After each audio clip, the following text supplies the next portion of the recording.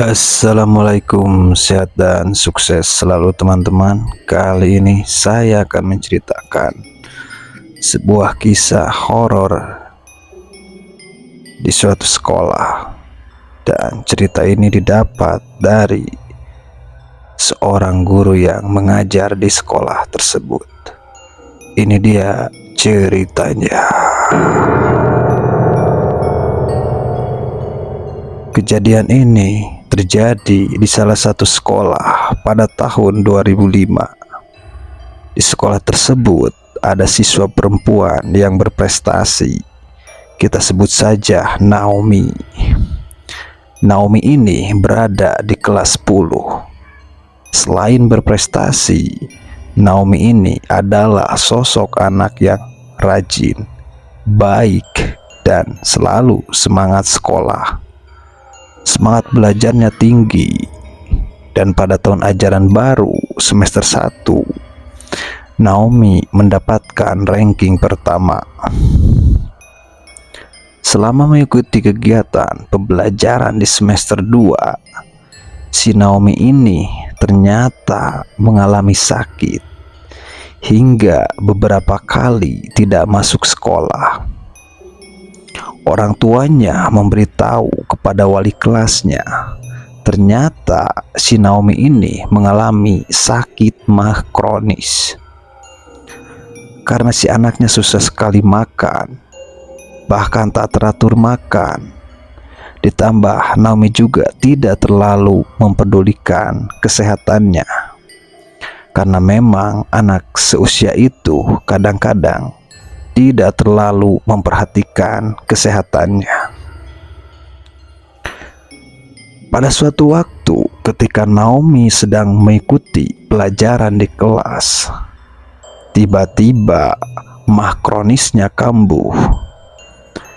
Karena dia tidak kuat menahan rasa sakit yang dideritanya dan tidak memberitahu wali kelasnya, termasuk teman-temannya. Akhirnya ketika dia duduk di kursinya dan menahan rasa sakitnya, dia pingsan tak sadarkan diri dan terjatuh ke lantai. Seketika pembelajaran terhenti. Paniklah wali kelas dan teman-temannya. Mereka semua kaget hingga akhirnya pihak sekolah segera membawanya ke rumah sakit.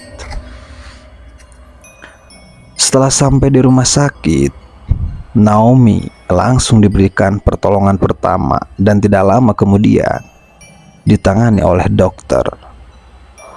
Ada perasaan lega dari wali kelas, guru-guru yang lain, dan teman-temannya. Tidak lama kemudian, orang tuanya pun datang karena pihak sekolah sudah memberitahunya. Setelah cukup lama menunggu keadaan si Naomi dan memang sudah ditangani oleh dokter, guru-guru dan teman-temannya segera pamit kepada orang tuanya. Namun setelah beberapa hari dirawat, ternyata keadaan si Naomi tidak kunjung membaik hingga akhirnya Naomi pun meninggal. Guru-guru beserta teman-teman sekolahnya ikut merasa sedih dan berduka akan hal itu.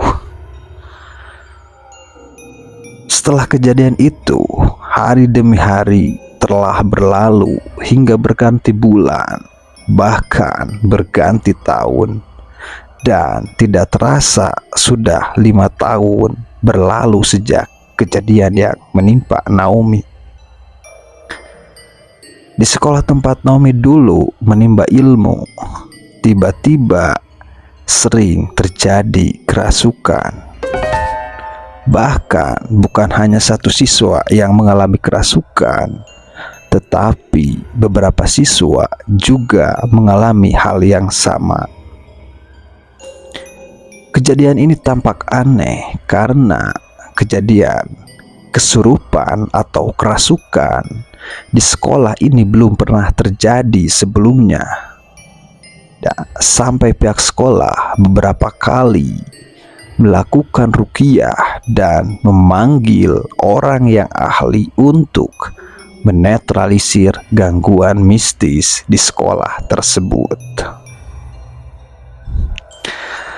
Ternyata di tahun tersebut juga ada seorang siswa indigo, seorang siswa perempuan yang duduk di kelas 10. Kita sebut saja Bunga. Si Bunga ini menempati bangku yang ditempati oleh Naomi dulu dan duduk berdampingan di sebelah kursinya.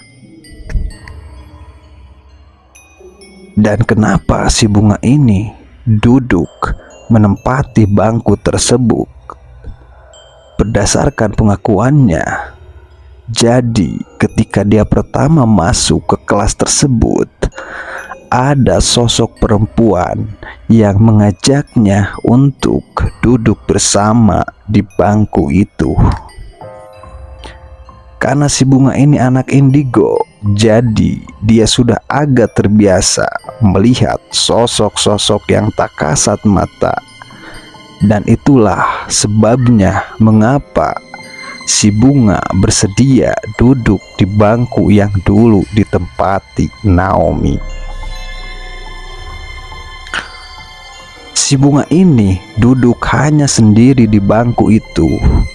Kursi sebelahnya dibiarkan kosong.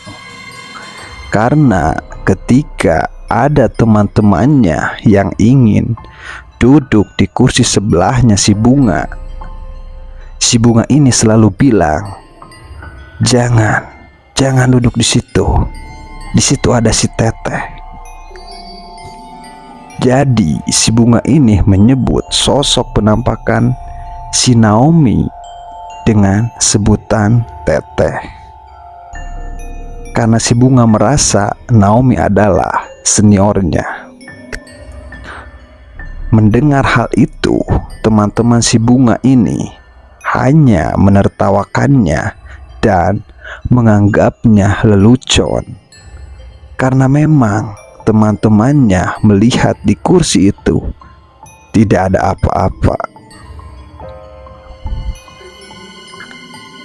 Hingga suatu hari ketika jam istirahat, beberapa teman si Bunga ini sengaja bercanda ingin duduk di kursi tersebut.